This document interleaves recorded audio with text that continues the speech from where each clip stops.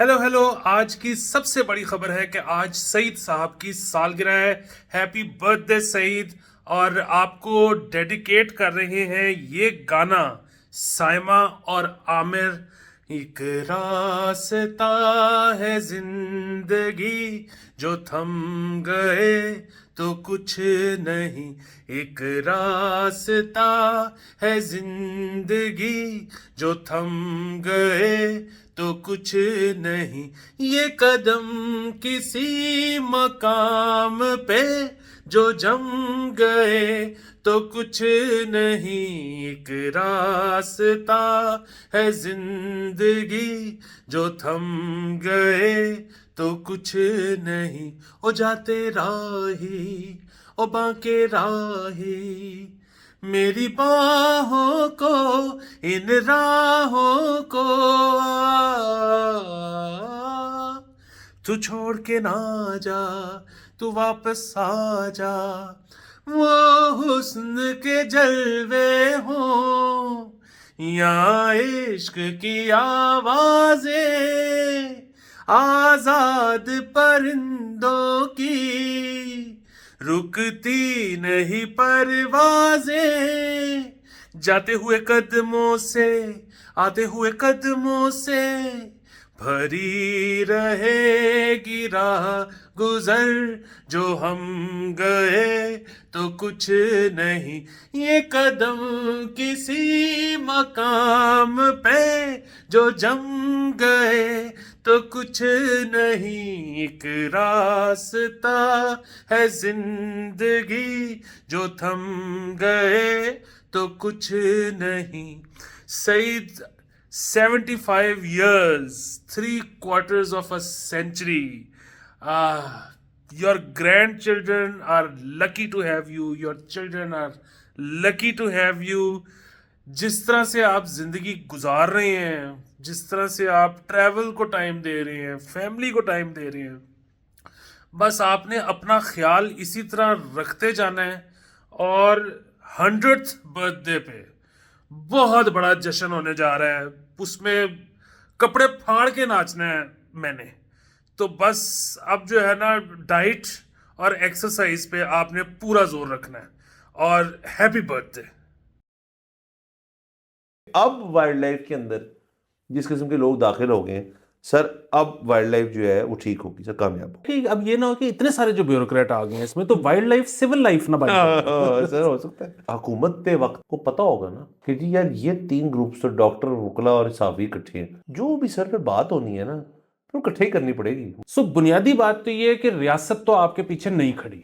ठीक है, आपका कोई भी डिस्प्यूट है, यूर ऑन योर ओन। हाँ, तो आपने जो है वो लोगों को अपने साथ मिलाना है और ताकतवर बनना है और अपना काम करवाना है। इंडिया के बाद सबसे ज्यादा प्रॉपर्टी जिस नेशनैलिटी की दुबई में है वो पाकिस्तान है। सो हम तो लोग लाइक लिटरली उसको अपना सेकंड होम सेकंड होम समझते हैं। अस्सलाम वालेकुम, मुस्बत शो में बहुत बहुत खुशामदीद। मैं हूं असद नज़ामी, मेरे साथ हैं अली आफ्ताब। शो को प्लीज लाइक और शेयर करें, चैनल सब्सक्राइब कीजिएगा। सर कैसे हैं सर? इतवार का दिन है, काम पे बैठे हुए हैं, आपको पूछते हुए शर्म आनी चाहिए। सर? ठीक है सर, संडे को मैं आपको पता है मैं बड़ा एंटी संडे टाइप गए हूँ। मेरे तो ख्याल में संडे को भी वर्किंग डे होना चाहिए सर। सर क्या कर लेते हैं हम संडे को? यहाँ कुछ है कुछ करने को जो बहुत मज़े आ रही हैं? मतलब मौसम जो है अगर वो अच्छा हो आपका, जैसे 1-2 दिन से सर मैंने लाहौर में ऐसा ब्लू स्काई बड़ी देर बड़ा कम देखा है। बड़ा ज़बरदस्त था, मतलब सैटरडे को तो बेहतरीन था। बड़ी कितने दिन की सर मज़े हैं, 2-3-4 दिन, उसके बाद फिर वही कुछ खाना शुरू हो जाएगा। तो सर संडे किस लिए होता है? मैं तो आज तक फिगर आउट नहीं कर सका कि इस मुल्क में संडे का क्या करना है। हाँ, और दूसरे वो जो कहते हैं ना कि जी हफ्ते में 2 छुट्टियां लाजमी होनी चाहिए ताकि आप घर के सारे काम निपटा लो। घर के काम खत्म हो ही नहीं सकते। नहीं, आप वो पूरा हफ्ता ऑफ ले लेंगे यार, इस हफ्ते मैंने घर के सारे काम मुका देने, हो ही नहीं सकते सर। क्योंकि आप सारे काम जब मुकाएंगे तो वो काम जो है मेरी काम, वो काम बनते चले जाएंगे कि मतलब फलानी चीज़ भी कर लेते हैं, ये भी कर लेते हैं। सर काम का तो मतलब खर्चा होता है। तो मेरे तो ख्याल में कोई भी छुट्टी नहीं होनी चाहिए सर। आप हर वक्त सर ऑन द रन हमारी तरह हमसे कुछ सीखें कि संडे को भी आप काम करें। बिल्कुल सर और मतलब इस मुल्क ने छुट्टी करके देखा है ना, नहीं मजा आया। अब एक दफा काम करके देखें। हाँ सर, नहीं हम छुट्टी के मूड में ज़्यादा है सर। इस मुल्क में सर कॉन्सेप्ट थोड़ा ये है कि साल के अंदर ना कुछ 100 को दिन तो प्लीज़ सर साइड में कर दें, आप छुट्टियाँ करेंगे। अच्छा सर, खबरें कर लेते हैं सर। सबसे पहले तो सर एक वीडियो सर आपने मुझे भेजी। ये एक शख्स है जो कि एक बड़ी ही वाहियात किस्म की हरकत कर रहे हैं सड़क के ऊपर। ये इन्होंने अपनी गाड़ी का सर दरवाज़ा खोला है और इन्होंने दरवाजे का जो ऊपर जो क्या कहते हैं उसको, पिलर होता है दरवाजे का और गाड़ी का पिलर है, उस पर अपने दो हाथ रखे हैं, डिग्गी या छत के ऊपर अपने पैर रखे हैं और वो सर पुशअप लगा रहे हैं, जिम मार रहे हैं सर। गाड़ी सड़क पे चल रही है तो इस बंदे को रोका जाए, लाहौर की नंबर प्लेट है गाड़ी की, इनको ढूंढा जाए और इनको सबसे पहले जो है इनको अरेस्ट किया जाए। उसके बाद सर जिम की मेंबरशिप लेके दी। नहीं सर, इनकी मेंबरशिप नहीं, उनको सजा बड़ी सर, मैंने सोची भी सजा इस बंदे की सर, सजा बड़ी जबरदस्त है। जज साहब अगर ऑन बोर्ड आते हैं तो सर इस बंदे ने 1 महीने में 2 लाख पुशअप निकालना है सर, जेल में बैठ के 1 महीने में। और जितने पुशअप्स कम रह जाएंगे उन पे 10 का मल्टीपल लगेगा और वो रोल ओवर होते रहेंगे और वो उसने हर दिन खत्म करने हैं अपने। तो सर ये शख्स जो है, इसको अगर इतना शौक है पुशअप्स का तो एक पुलिस वाले की ड्यूटी लगे। और सर ये नहीं कि वो माठी पुशअप नहीं, मतलब वो पेल्विक वाली नहीं, नोज डाउन चेस्ट वाली पुशअप। तो सर 2 चीजें होंगी इससे, एक तो ऐसी हरकत को फिर से नहीं करेगा, नंबर 1, और नंबर 2 ये जो भाई हैं he will come out stronger man, better man. और सर जो चेस्ट बनी होगी ना उसके बाद उनकी, तो वो खुश होंगे। इसका और कोई हल नहीं है सर। वो इससे ना मुझे याद आ गया कि वो एक हमारी दोस्त बड़े अरसे बाद मिली, तो ऐसे ही वो बीच में बात हो गई फिटनेस के लिए आजकल क्या कर रहे हो ये वो, तो मैंने तो कहा मैं तो कुछ नहीं कर रहा, तो आप क्या कर रही हैं? तो उसने बताया कि मैं जो है वो एक प्लान मैंने किया हुआ है, तो वो पुशअप्स पे पता नहीं कैसे बात गई, तो मैंने कहा यार मेरे से तो 10 नहीं निकलते, तो उसने कहा कि नहीं मैं तो पता नहीं 100 निकाल लेती हूँ। मैंने फ्रेम देखा, मैंने कहा यार फील नहीं आ रही 100 पुशअप वाली। तो वो फिर मुझे उसके हस्बैंड ने बताया, उसने कहा नहीं वो असल में ना ये ऑनलाइन किसी की क्लास लेती है, तो वो जो इंस्ट्रक्टर है वो देख नहीं सकती कि इसके पुशअप्स कैसे हैं, तो ये 100 कर जाती है। 100 तो सर आसान है फिर। तो वो तो कुछ लोग तो सर बड़े पुशअप्स निकालते हैं, वो कहते हैं कि एक तो सर होता है ना आपका जो डिक्लाइन वाला होता है जिसके ऊपर आपने पैर ऊपर रखने होते हैं, वो ज़्यादा मुश्किल होती है पुशअप।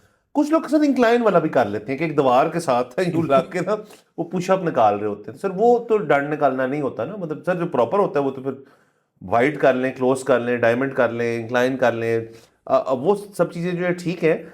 लेकिन अगर आप फॉर्म ही चेंज कर देंगे तो फिर आप जिम तो नहीं मार रहे ना, आप कुछ और ही मार रहे हैं, तो वो आप ना करें। बाकी ये है कि कंप्लीट एक्सरसाइज है पुशअप। नो सर कमाल चीज़, कमाल। और सर पुशअप के साथ साथ आप ना एक और चीज़ ऐड कर लें। अगर जब आप और मैं एथलीट्स बनेंगे तो सर हम करेंगे ये कि हम पुशअप 10 निकालेंगे, फिर हम प्लैंक करेंगे सर 1 मिनट का, फिर हम 10 पुशअप निकालेंगे, सर हमारा दिन का वर्कआउट हो गया।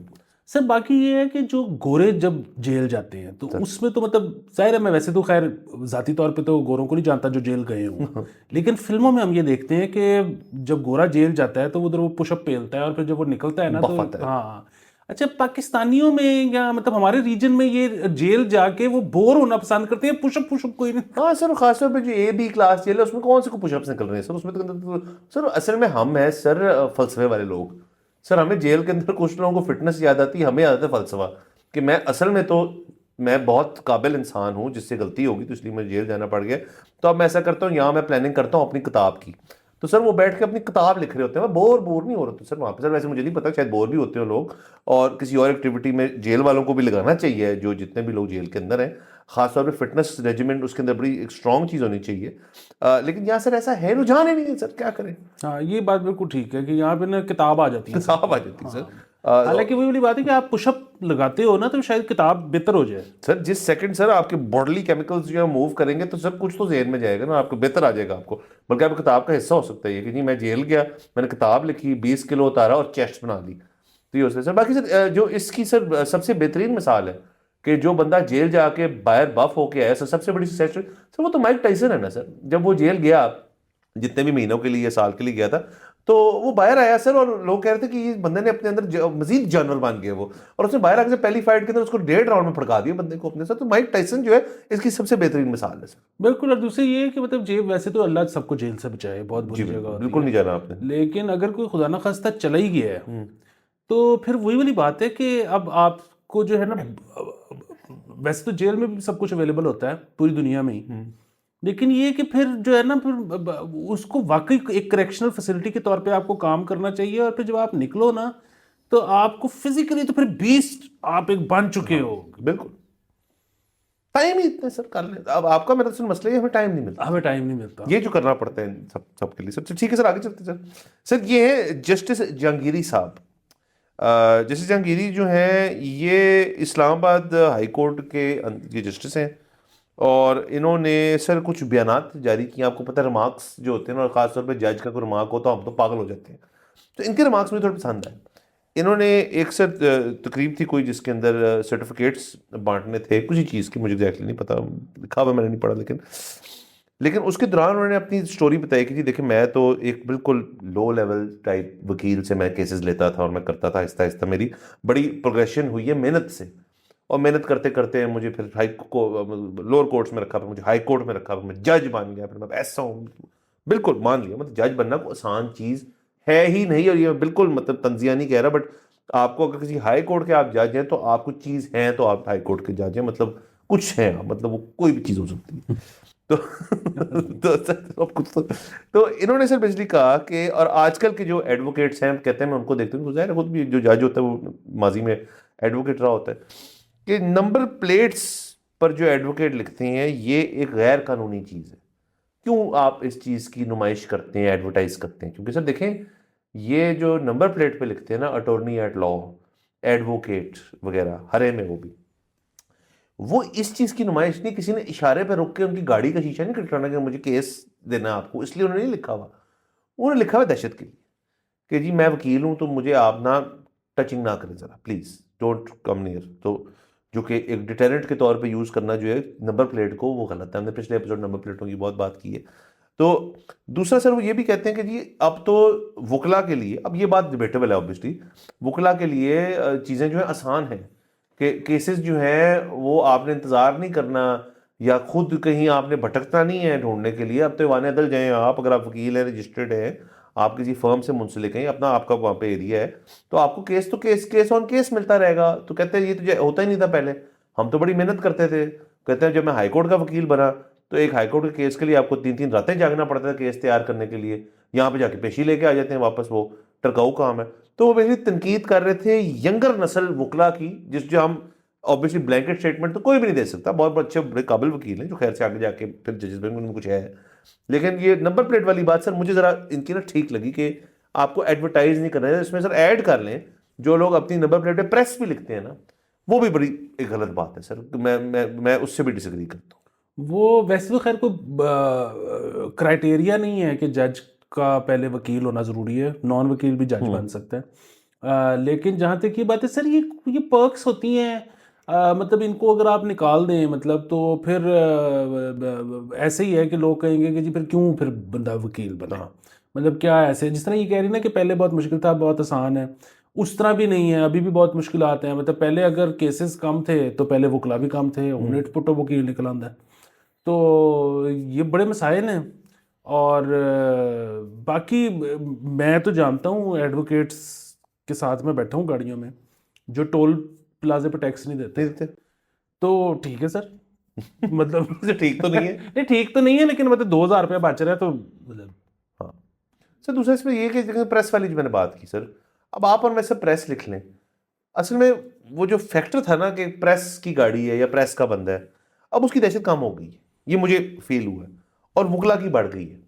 तो यूज़ दोनों को नहीं करना चाहिए, बट अब ट्रेंड ये, कल को सर आजकल जो कुटुंब कटाई चल रही है उधर अस्पतालों के अंदर, अभी सिक्योरिटी गार्ड को सर मेयो में किसी डॉक्टरों ने मारा है, किसी ने स्टूडेंट्स ने मारा है, तो कल को डॉक्टर बदमाश हो जाए तो वो डॉक्टर लिखेंगे पीछे मेडिकल गाय तो वो सर वो लिख के फिर रहे होंगे। तो मतलब ये शोबे जो है, क्या इसके अंदर सर आने का मकसद ही इसके साथ जो अटैच्ड बेनिफिट्स हैं, या आप असल में डिफरेंस क्रिएट करना चाहते हैं? हम भूल बैठे हैं सर इस चीज़ को। सर बात बताए कि ये डिफरेंट जगहों पे डिफरेंट चीज़ों की, शोबों की अहमियत ज़्यादा है। अब ये बिल्कुल ऐसे ही है कि ये प्रेस आपकी बात ठीक है कि अगर आप सड़क पे आप जा रहे हैं ना और आपने प्रेस लिखवाया है उसका कोई फ़ायदा नहीं है।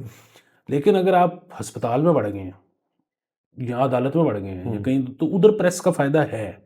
वो मसला ये है कि आप बेसिकली थ्रेट आपकी क्या है कि मैं खबर लगा दूंगा या लगवा दूंगा, तो जिसको तो इस चीज़ से फ़र्क पड़ता है कि खबर लग जाएगी, उसके लिए डिटरेंट है। अच्छा, सड़क पे अगर आपकी किसी से लड़ाई हो जानी है तो उसमें प्रेस जो है ना, मतलब आप कभी अपनी सहाफ़ी कम्युनिटी को फ़ोन करें कि मेरा फड्डा हो गया, पहुंचो, कोई भी नहीं आएगा। अच्छा, वुकला का वहां पे वो सीन है कि वुकला जब फ़ोन करते हैं कि मेरा फड्डा हो सब गया, पहुंच जाते हैं।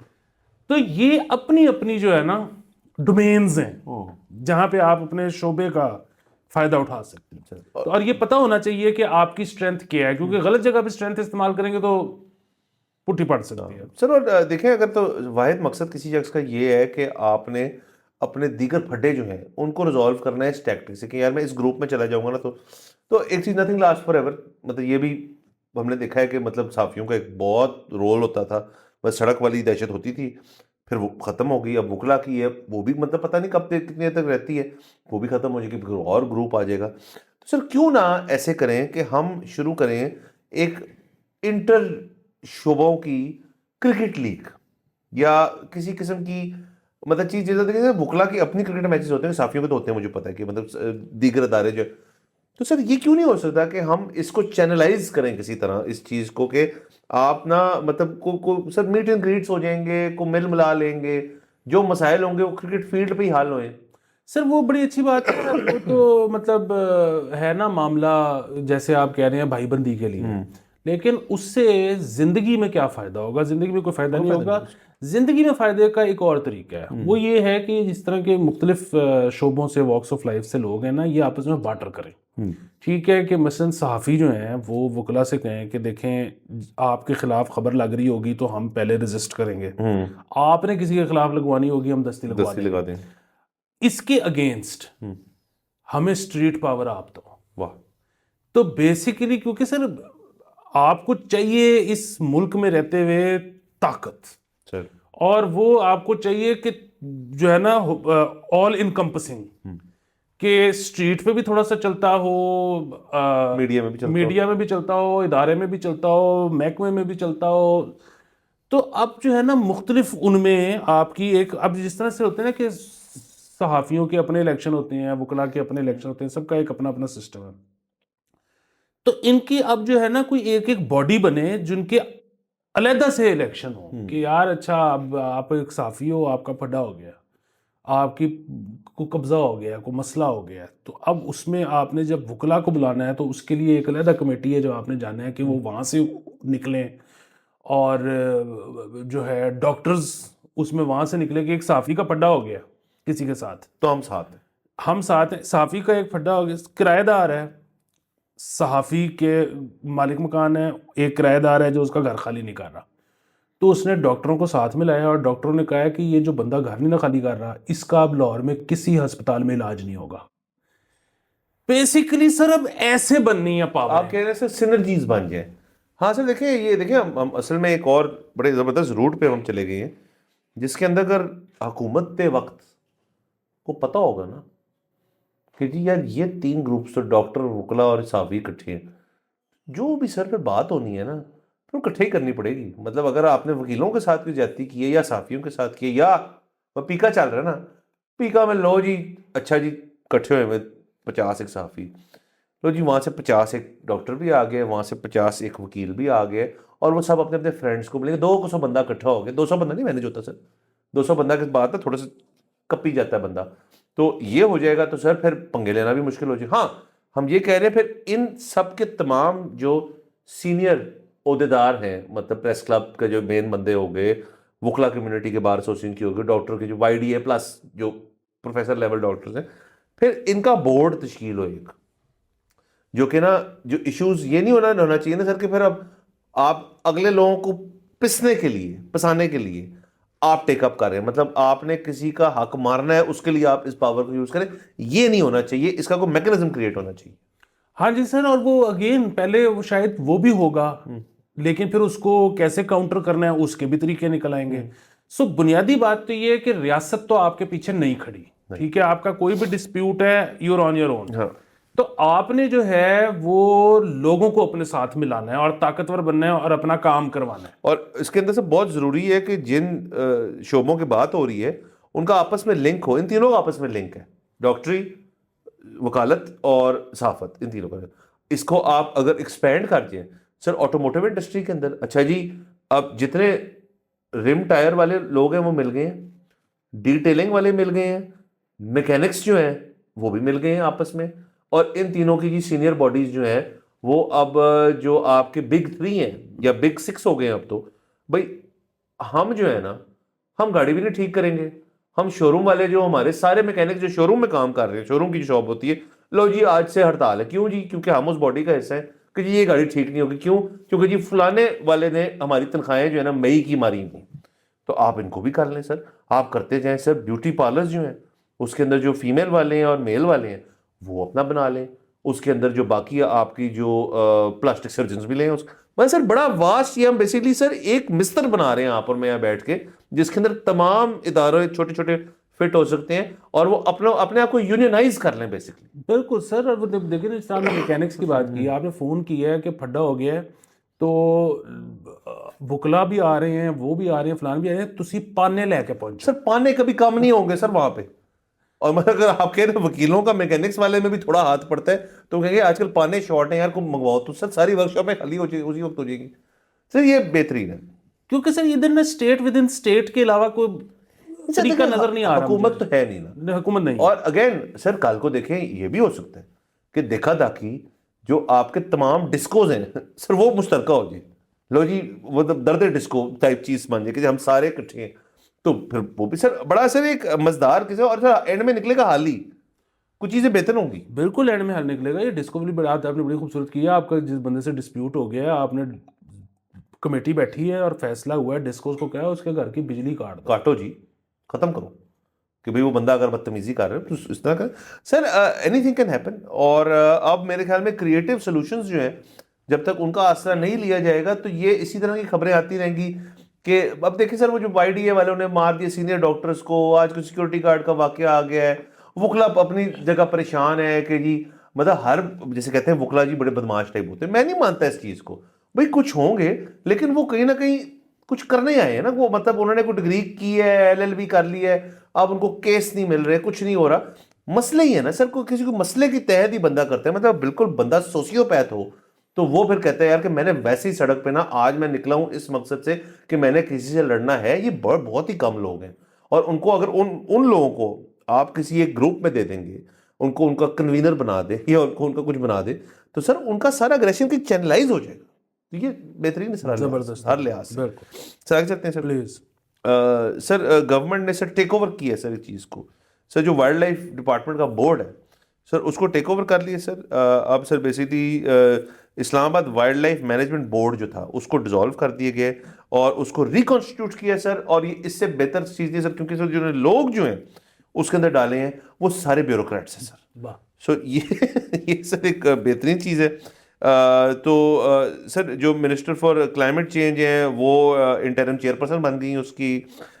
उसके अलावा वो sir basically sir everything in this खबर मैं पढ़ रहा हूँ, मतलब पहले ही पढ़ी मैंने, इसके अंदर मुझे कोई मसला ही नजर आ रहा, क्योंकि अब वाइल्ड लाइफ के अंदर जिस किस्म के लोग दाखिल हो गए हैं सर, अब वाइल्ड लाइफ जो है वो ठीक होगी सर, कामयाब होगी।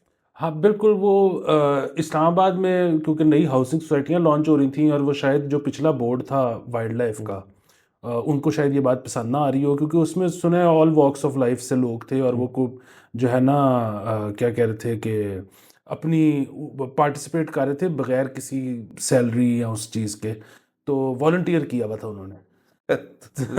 तो ये तो प्रोफेशनली उनको नहीं पता होगा ना कि वाइल्ड लाइफ कैसे होती है। कौन है सर हैवी टाइप लोग होंगे जिन्होंने for the betterment of wild life, climate, preservation of forestry, oxygen की जो खातिर ख्वाह टाइप करना चाहते होंगे, उनको बेहतर रखना चाहते हैं। कौन चाहता है ऐसे लोग सर? क्या है सर? ब्यूरोक्रेट्स। तो सर मुझे सिर्फ इसमें ये है कि अब ये ना हो कि इतने सारे जो ब्यूरोक्रेट आ गए हैं इसमें, तो वाइल्ड लाइफ सिविल लाइफ ना बन जाए। सर हो सकता है सर। देखिए हमने बड़ी दफा इस बारे में बात की है कि ब्यूरोक्रेट जो है ना सर वो एक स्पंज है, और उनकी जो अब्जॉर्प्शन कैपेसिटी है ना वो जब एक हद तक पहुंचती है ना तो फिर वो अपने आप को स्क्वीज कर लेते हैं सर। जब वो स्क्वीज करते हैं और उस स्क्वीजिंग के अंदर से जो तमाम तर चीज़ें निकलती हैं ना, फिर उनको इस किस्म के ख्याल आते हैं कि यार हम और कहाँ अपनी खिदमात पेश कर सकते हैं। तो सर इसी स्क्वीजिंग प्रोसेस में जो जूसेस निकले होंगे सर, उसमें से एक ऐसा होगा जो वाइल्ड लाइफ में फिट हो रहा होगा। तो ब्यूरोक्रेट साहब वहाँ पहुंच गए होंगे यार पर क्या काम क्यों कर रहे हो, मतलब वो वाला काम जो ना सैंक्शनड है, ना उसका फायदा है, मतलब सर देखे ना, ये तो आप डीएनसी एरर समझते हैं sir, did not compute error जो आ जाता होता था सर, तो ये डीएनसी एरर्स है ना सर बेसिकली, जो उनके ब्यूरोक्रेट जेन में आए थे कि यार इसमें मैं नहीं हूँ और ये है और ये कर रहे हैं और कुछ इनको ज़्यादा इतना फायदा भी नहीं है, सैलरी भी इतनी नहीं, तो ये ठीक नहीं, मैं बेहतर कर लेता हूँ, तो ये हो गया बस। बिल्कुल ठीक है, हम इसके साथ हैं। हम इसके साथ हैं सर। और सर बस अब मैं क्या बोलूँगा सर, मैं इससे इतना खुश हूँ इस खबर से कि आगे मेरा करने का दिल ही नहीं कर रहा सर। एक आखिरी खबर कर लेते हैं सर कि जो हुकूमत है उन्होंने सर जो एक फैमिली कोटा होता था सर जॉब्स का सरकारी मुलाजमीन के लिए, उसको ख़त्म कर दिया, एक्सेप्ट फॉर आई थिंक जो शोधा हैं उनके लिए। और अब से आइंदा तक जो रिटायर होंगे तो जो फैमिली कोटा सिस्टम था वो ख़त्म हो जाएगा। मेरे ख्याल में हर शख्स को पीटीवी में मुझे पता है फॉर फैक्ट कि जी वो सीट है तो फलाने का बेटा या भाई का बेटा, मतलब और सर वो एक्सटेंडेड फैमिली तक एक्सटेंड करता था, मतलब आपका दूर दराज का चौथे कजन का पांचवा बच्चा जो है उसको भी आप रखवा सकते थे। तो सर ये इसके लिए मेरे मिक्स्ड फीलिंग्स है सर। एक बड़ी दकियानुसी सी चीज़ है जो कि जिस पर लोग रिलाय करते थे मेरे ख्याल में, और इसकी रिलायंस है क्या कि जी मैं तो रिटायर कर गया हूँ, मेरी पेंशन लग गई है, लेकिन जो तनख्वाह वहाँ पे किसी और को जो मिल जानी है वो घर में ही रिवॉल्व करती रहे तो बेहतर है। मतलब इसीलिए इसी तरह तो सर हमारे जो ये तमाम तर इदारे हैं, मतलब उसमें स्टील मिल हो जाए आपकी, उसके अंदर आपका पीटीवी हो जाए, उसमें आपका पीआई हो जाए, इन्होंने जब अपने गोल्डन एराज जब इंजॉय किए थे वो यही पॉलिसी साजी थी ना सर, जिसके तहत उन्होंने तमाम तर चीज़ें कर पाए थे। वो तो असल में हुआ ये कि सर मुल्क के हालात ख़राब हो गए इसलिए इदारे बैठ गए। मतलब ये चीज़ें जो है इनका तो कोई कसूर, ये तो कंट्रीब्यूट किया ही नहीं इन्होंने सर इस सारे मसले के अंदर। हाँ, तो ये ठीक है। दूसरा ये कि इससे भी सर एक तरह से इकोनॉमी का पहिया चल रहा था कि मतलब देखिए ना कि आपने भाई के बेटे को रखवाना है कि बहन के बेटे को रखवाना है वहां पर, तो इसका फैसला होगा कि आपने अपनी बेटी की शादी किससे करनी है। तो सर पहिया चल रहा है, मैट्रिमोनियल पहिया जो है वो इससे चल रहा होगा सर। बाकी से देखें इसके अंदर ओब्लाइज करने के जो मौके हैं वो तो सर इतने ज़बरदस्त हैं कि सर देखें आप किसी को बड़ी देर बाद आप किसी का एहसान हो आप पे, मतलब आपने वापस करनी है, आपने पे बैक करना है, तो आप फूल लेके चले जाते हैं, बहुत ज़्यादा केक लेके चले जाते हैं, बहुत ही ज़्यादा हो तो आप खाने खिला देते हैं उनको। यही होता है ना सर किसी काम के लिए। सर यहाँ उसके पास सर एस अप स्लीव जो है बंदे के पास, वो है कि यार मैं आपके किसी बच्चे की सरकारी नौकरी लगवा दूंगा। सर आपको पता है इस चीज़ का तो शौक बहुत है हमें कि सरकारी नौकरी, क्योंकि वहाँ से निकाले नहीं जा सकते, नंबर 1 काम करें ना करें, पेंशन गारंटीड है, मेडिकल शेड। तो सर किसी बंदे के पास ये जेब में चीज़ हो, किनशिप वाली चीज़ extending to all family, blood relative नहीं सबके लिए, तो सर ये चीज़ किसी से ले लेना तो आपने उनकी जो वन अपिंग कैपेबिलिटी अपनी फैमिली में, मतलब सर जब वो शख्स जब अपने घर के किसी फंक्शन में जाएगा सर लोग उनकी जो नज़रें हैं वो मतलब वो इस तरह नहीं होंगी कि सर आए वो कहेंगे आगे ठीक है यार चलो कुछ खा पी के चले जाना ओके बाय, उसके बाद उसको मुंह नहीं लगाएगा।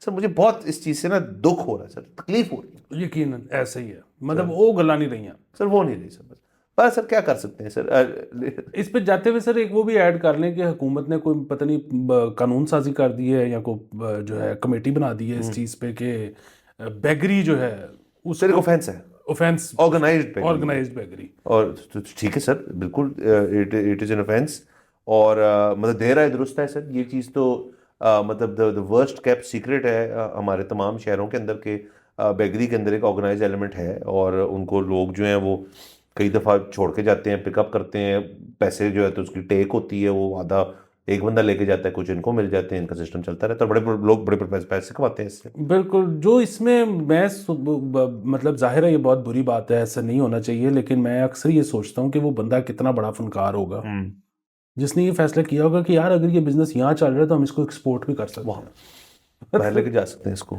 और वो लेके गया, उसने अपने वहाँ मसल फ्लेक्सिंग की और सर वहाँ वो जीता। ये बड़ी बात है सर। देखें मैं ये दावे से कह सकता हूँ कि दुबई वाले जो हैं या सऊदी वाले ना, वहाँ पे भी उनकी एक नेटिव भी तो होगी ना, मतलब दुबई में शायद नहीं बट सऊदी में तो डेफिनेटली, मतलब तमाम सऊदी अरेबिया के हालात मतलब थोड़े से ठीक हैं, कुछ कई जगह बुरे भी हैं, बट एक नेटिव भी उनकी लोग होंगे ना जो उनको करनी पड़ती होगी ये चीज़। तो सर इस चीज़ से मसला नहीं होगा कि आप बाहर से आ रहे हैं या बेगिंग कर रहे हैं तो उसकी आउटलुक बड़ी बुरी है। उनको इस चीज़ से मसला होगा यार कि ये तो हमारे जो अपने हैं उनको मिलने चाहिए पैसे, ये लेके वहाँ वापस चले जाते हैं।